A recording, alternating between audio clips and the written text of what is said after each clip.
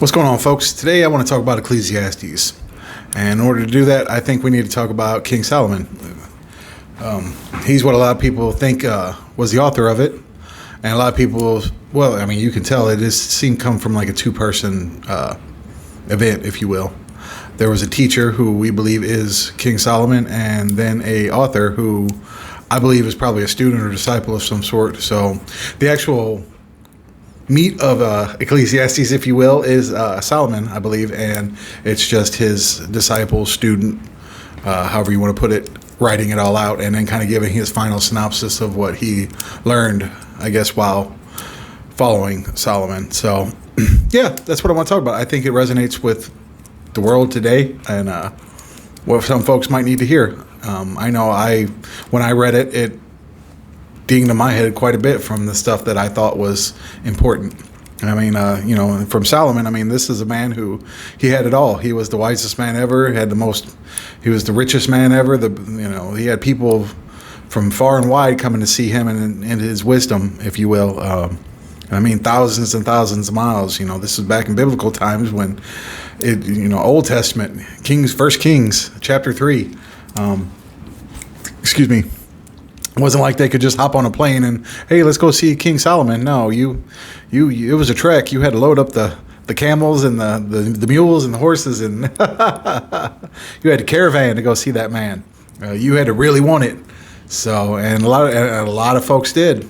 And this man was the epitome of he had it all by any standards. So it was. Excuse me, let me turn that off real quick. And so yeah, rich, wise, 700 wives, 300 concubines, so 1,000 women.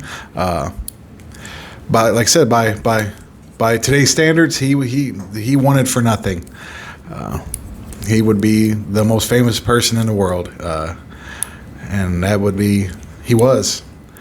But with all this and everything that he had in Ecclesiastes, he still says it's all vain, all that stuff under the sun. And I didn't understand what under the sun was until actually today. I was looking into it and I was watching some videos and somebody talked about it, and it dawned on me. Everything under the sun is everything here on earth. All these riches, all the stuff he had, the gold, the linen, the foods, the animals, the women, everything, all of it was in vain. That's what he's saying. It was all meaningless.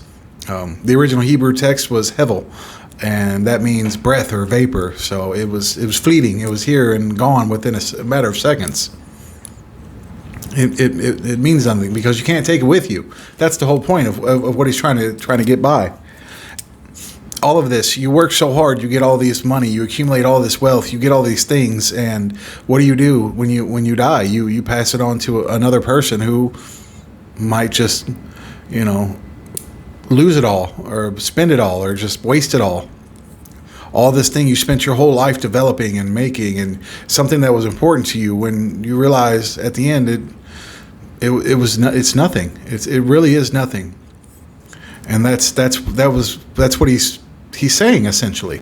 And that the fact that you're chasing this wealth and you're never satisfied. You're always going to want more, and that's the other thing. You're never going to have enough. It's never going to be enough. And there again, he says it's all vanity. It's all in vain.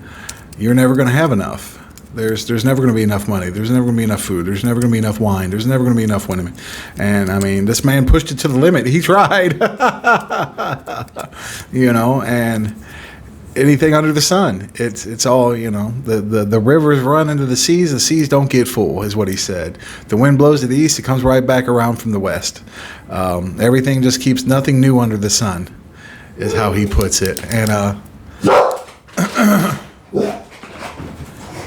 sorry, my dogs are going a little crazy. You're going to hear that. I've been trying to make this video for a while now, so we're just going to run with it. I apologize for the barking, but that's what he's saying.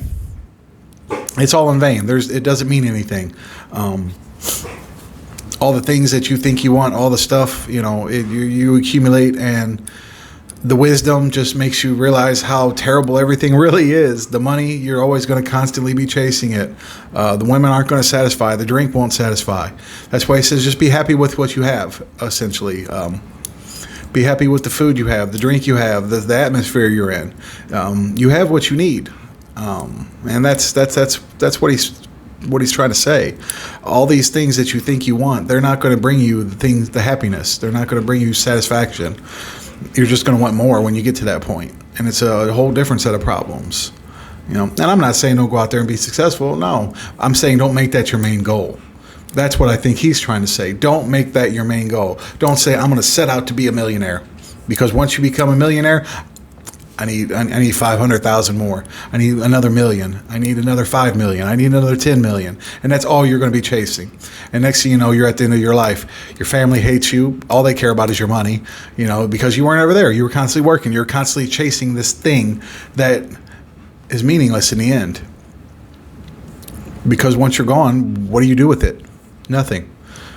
You give it to a child or somebody who probably is just going to waste it away anyways because they've never actually had to do anything or work for anything, And I'm not saying that's always the case, but worst case scenario, that's more than likely, from what it seems like, that's how it happens a lot. And it's terrible. It's a bad thing.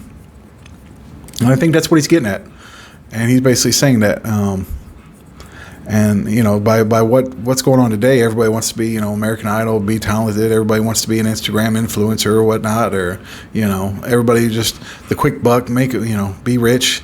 I mean, just look at this OnlyFans stuff. Oh my goodness! I mean, the things people are doing nowadays just to get money, and they don't understand that their effects now. The things they do now are going to affect them later on in life, and I think that's another one of the main problems that I don't know. I don't remember if he went through it. Maybe he did. But the things you do now, those are going to come, especially with the internet, man. See, we were lucky. We didn't have that, when we were kids. It was just coming about. So a lot of the stupid stuff we did isn't online. But these folks nowadays are putting everything on there. I mean, everything. And it's going to come back, and it's going to come back to bite you. And even though you make $1 million now, when you're 20, 25, 28, whatever, the way you spend it, you're going to spend it because you don't think it's going anywhere. And you're not saving anything, You're out buying $400 purses or, $50,000 cars and $100,000 apartments and, $1 million mansions. And it's for what? How is one person going to live in a 15-bedroom house? That doesn't make any sense. It's ridiculous. And if you well the property value, look online. There's a lot of these folks, they're losing money on these properties right now. It's ridiculous, So chasing material things and money, it's not a good way to live. It's not wholesome. It's not pure. And then the things you do for those types of money and the things you do to other people, that's the other thing. Look at what people do to each other for money, for things, I want what you got, so I'm just gonna rob you and take it. That's crazy. That's ridiculous. All for stuff. And then what happens? Something new comes out. Now I need that. Or you get it and it doesn't give you that feeling that you thought it was going to give you. So it's all fleeting. It's all in vain. That's what this is all about. If you haven't read Ecclesiastes, I highly recommend it. It's one of my favorite books of the Bible. And that's another thing that I'm doing here. I mean, these are all my opinions and my interpretations are things that I've picked up along the way. I encourage you to read the stuff I'm talking about. Look into it. Check it out. Decipher for yourself. If you say, hey, Brad, man, I kind of see it this way. Put it in the comments. We can talk about it. I would love to hear it, actually, because you might change my mind. I'm open. I'm not somebody who's going to be like, no, my way is the only way. No, that's not. Well, first of all, that's not how we learn anything. And that's just not what this is for. This is to help everybody. And, even if somebody who's, like I said, has read it 1,000 times, you might have overlooked one little thing or not looked at it this type of way. I've read Ecclesiastes probably 15, 20 times. And like I said, I just now realized what under the sun was. So, but And then basically, it's, enjoy what you have now. Enjoy the things you have in front of you. Don't chase the things that aren't going to bring you happiness. And all this stuff under the sun is meaningless. You have to look above that. You have to look to God. And that's kind of where he goes to all this. Like, everything meaningful is in the Lord. And I love it because it all comes back to one conclusive statement in this whole book, where it just, everybody seems as, oh, it's pretty dark, it's pretty bleak, it's pretty gloom. I don't think it's gloom at all. I think it's real. I think it's something that happens. But I also think in the end, it's about eternity. It's about not living for today to get to forever. Does that make sense? I don't know if that makes sense. But basically, in conclusion, is how it ends. Let me see if I can find it here. Oh, I had it. Fear God and keep his commandments, for this is the duty of all mankind. For God will bring every deed into judgment, including every hidden thing, whether good or evil. That's it. That's it. Fear God, keep his commandments. That's the duty of all mankind. Everything you do, everything you say, everything you've thought, how you act, even the things that you don't think people know about, God sees this. And you are going to answer for that. We're all going to answer for that. I'm going to answer for it. Even the things I've done last week, I'm going to answer for those. And I know better. But like I said, that this world and that flesh, it's a mug. It's wild. It pulls hard, and I get it.